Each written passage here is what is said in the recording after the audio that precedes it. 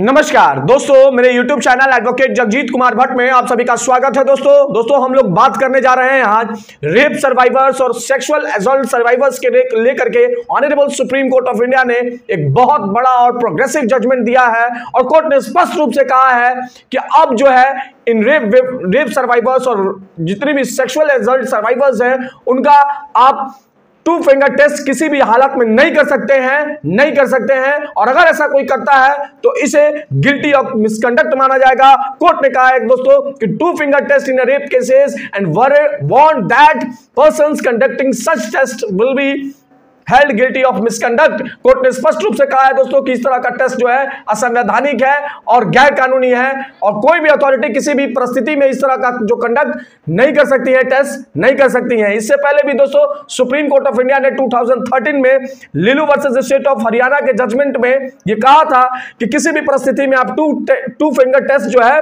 नहीं कर सकते हैं। कोई भी इन्वेस्टिगेशन अथॉरिटीज, पुलिस हो या हॉस्पिटल्स हो या प्राइवेट हॉस्पिटल हो या गवर्नमेंट हॉस्पिटल हो, वो किसी भी रेप सर्वाइवर्स का टू फिंगर टेस्ट नहीं कर सकती है। लेकिन दोस्तों आपको जान करके ताज्जुब होगा कि 2013 में सुप्रीम कोर्ट ने मना कर दिया, लेकिन लगातार अथॉरिटीज करती रही, कोई मना करने वाला नहीं। लड़कियां घुट घुट के मरती रही।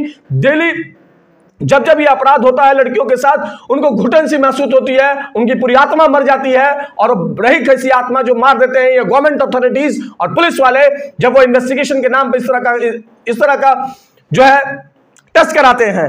दोस्तों सबसे पहले हम बात करते हैं कि टू फिंगर टेस्ट होता क्या है। तो ए पर वेजाइनल और two finger test is an explicit intrusive physical examination wherein doctor insert two fingers inside the vagina of the rape survivor of check if the hymen is intact or not। दोस्तों basically doctor जो है इस test के दौरान rape survivors के वेंजाइना के अंदर अपने दो उंगलियों को इंसर्ट करता है और ये चेक करने के लिए कि जो वेंजाइना है जिस कंडीशन में होना चाहिए उस कंडीशन में है या नहीं है। दोस्तों इसके साथ साथ इस टेस्ट के दौरान लैक्सिटी ऑफ वेंजाइनल मसल्स, जो वेंजाइनल का मसल्स है उसका भी चेक करते हैं और तथा दोस्तों इसके साथ साथ वेंजाइनल का साइज भी पता करते हैं कि क्या वो साइज है या नहीं है। लेकिन साइज ठीक है या नहीं है तो ये भी एकदम से गलत है दोस्तों। इस टेस्ट को अब नहीं करना है और ये टेस्ट अगर कोई अथॉरिटीज या कोई भी करता है वो असंवैधानिक है। दोस्तों जान लेते हैं कि हम लोग अब हाइमेन क्या होता है। दोस्तों हाइमेन दोस्तों ए membrane which partially closes the opening of the vagina and whose presence is traditionally taken to be a mark of virginity।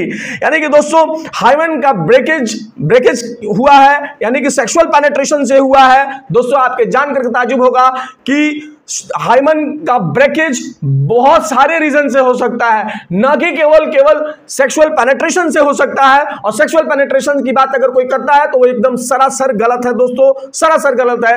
Hymen का ब्रेकेज का डिफरेंट रीजन है दोस्तों, डिफरेंट रीजन हो सकता है।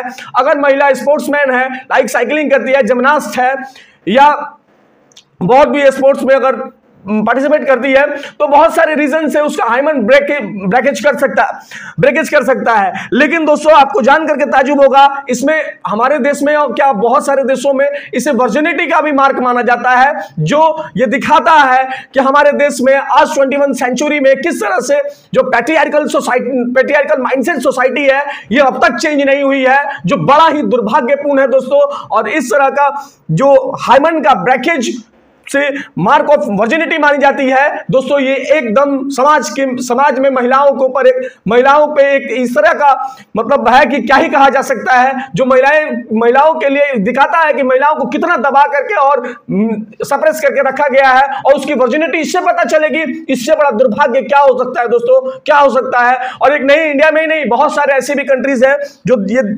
ऐसा माना जाता है। दोस्तों हाइमेन चेक करके आप ये नहीं बता सकते हैं कि उसका सेक्सुअल पेनिट्रेशन हुआ है या नहीं है। दोस्तों ऑनरेबल सुप्रीम कोर्ट ने यह भी कहा कि अगर विवाहित महिला है तो उसका हाइमेन चेक करके आप ये कैसे पता करेंगे कि रेप हुआ है या नहीं हुआ है। बड़े प्रश्न चिन्ह सुप्रीम कोर्ट ने खड़े किए और जो है अथॉरिटीज को ये सवाल पूछा कि जो अब है आप किसी तरह का किसी भी रेप सर्वाइवर्स का आप जो है टू फिंगर टेस्ट नहीं कर सकते हैं। इसके साथ साथ कोर्ट ने यह भी कहा कि यह बिल्कुल पैट्रियार्कल एंड सेक्सियस सोच है, इस सोच को बदलनी होगी। और आप कभी भी अब अथॉरिटीज को यह भी कहा कि अब आप किसी भी महिला का किसी भी सेक्सुअल जो सर्वाइवर्स महिलाएं हैं, सॉरी रेप सर्वाइवर्स महिलाएं हैं, उनका आप 2 फिंगर टेस्ट किसी भी हालत में और किसी भी परिस्थिति में नहीं कर सकते हैं। अगर आप करते हैं तो इसे गैर कानूनी और असंवैधानिक माना जाएगा। दोस्तों अब आगे कोर्ट ने यह कहा कि कोर्ट ने आगे क्या कहा वो भी मैं आपको पढ़ के सुना रहा हूं। दोस्तों कोर्ट ने आगे कहा, बताया कि ये जो साइंटिफिक बेसिक तरीके से इसका पता नहीं चल सकता है इस टेस्ट के माध्यम से, और कोर्ट ने कहा कि मैं आपको पढ़ के सुना रहा हूं दोस्तों, वो लाइन कोर्ट ने जो बताई थी, the court has time and again deprecated the use of 2 finger test in the cases alleging rape and sexual assault. The so-called the test has no scientific basis. Court ने कहा कि इसकी कोई scientific value नहीं है। It instead re-victimize and re-traumatize women. The 2 finger test must not be conducted.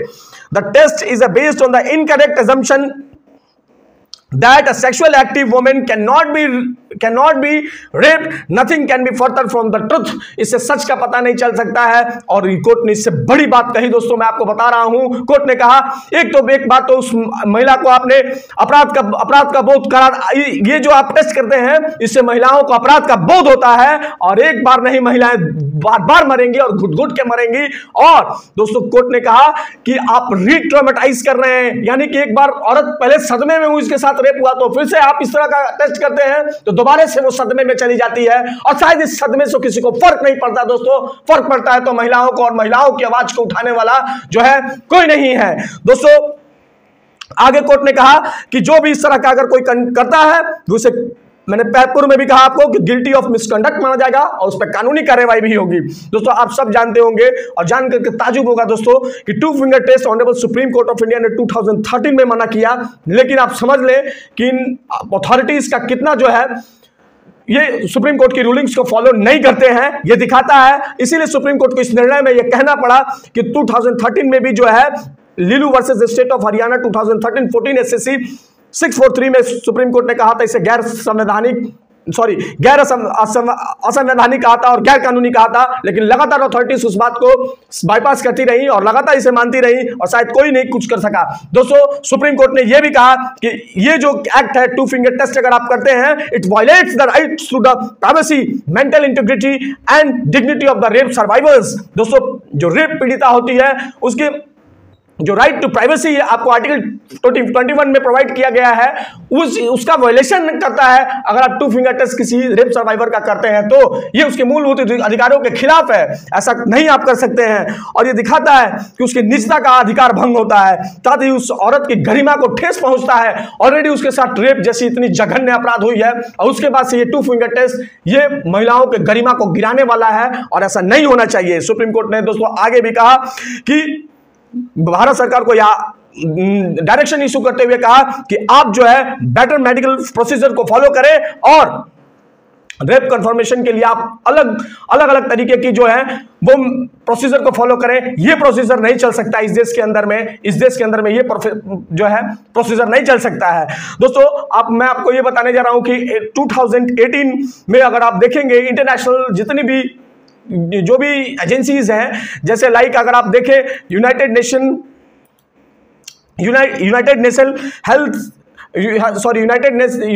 Human right है या United nation women है या बहुत सारी ऐसी इंटरनेशनल संस्थान हैं जो इसे पूरा का पूरा बैन कर चुकी हैं, और उन्होंने तो इतना तक कहा है कि 2 फिंगर टेस्ट को बैन करना चाहिए। और उन्होंने यह भी कहा है और मेडिकली अननेसेसरी बताया कि ये इस तरीके से औरतों को ट्रॉमेटाइज किया जाता है, ऐसा नहीं होना चाहिए। ये जितनी भी इंटरनेशनल संस्थान है उन्होंने भी इसको मना किया है। दोस्तों सुप्रीम कोर्ट ने डायरेक्शन इशू करते हुए भारत सरकार को यह कहा है कि भारत सरकार की यूनियन हेल्थ मिनिस्ट्री को कहा है और स्टेट की जितनी भी हेल्थ डिपार्टमेंट उनको कहा है, और आपको जान करके ताजुब होगा जितने भी चीफ सेक्रेटरीज हैं, उसके बाद से जितने भी डीजीपी हैं पूरे राज्यों के भारत के अंदर, उनको, पुलिस ऑफिसर्स को और जितने भी अधिकारी हैं जो लगातार इस केस से रिलेटेड रखते हैं, उनको सारे को ये डायरेक्शन इशू करते हुए कहा और कहा कि आप किसी भी परिस्थिति में to ensure the survivor of sex assault and rape are not subject to do two finger test। आप किसी भी हालात में किसी भी महिला का टू फिंगर टेस्ट नहीं कर सकते हैं, नहीं से कर सकते हैं। और ये डायरेक्शन इशू किया कि ऐसा आप नहीं करेंगे। सुप्रीम कोर्ट को ये बातें दोस्तों क्यों कहनी पड़ी? क्योंकि सुप्रीम कोर्ट ने 2013 से मना कर दिया कि टू फिंगर टेस्ट नहीं होगा किसी भी औरत का अगर वो रेप पीड़िता है तो। लेकिन लगातार अथॉरिटीज करती गई और सबसे बड़ी बात दोस्तों, सुप्रीम कोर्ट ने directions all government hospitals and private hospitals को भी डायरेक्शन इशू किया कि आप किसी भी हालत में नहीं करेंगे। दोस्तों ये एक बहुत बड़ा प्रोग्रेसिव जजमेंट था, इसलिए मुझे लगा कि महिलाओं को यह बात मालूम होनी चाहिए कि अगर रेप हो जाता है किसी भी महिला को तो उसका टू फिंगर टेस्ट किसी भी हालात में और किसी भी परिस्थिति में आप नहीं कर सकते हैं, और अगर आप करते हैं तो यह गैर कानूनी और असंवैधानिक है। भारत की सुप्रीम कोर्ट ने इस पर निर्णय दिया। बाकी दोस्तों आप क्या मानते हैं? आप अपना जो भी ओपिनियन है आपका, आप कमेंट बॉक्स में अपनी राय दें। बाकी देखते रहे मेरे यूट्यूब चैनल को दोस्तों, शेयर करें, सब्सक्राइब करें, लाइक करें मेरे यूट्यूब चैनल को दोस्तों। धन्यवाद दोस्तों, धन्यवाद।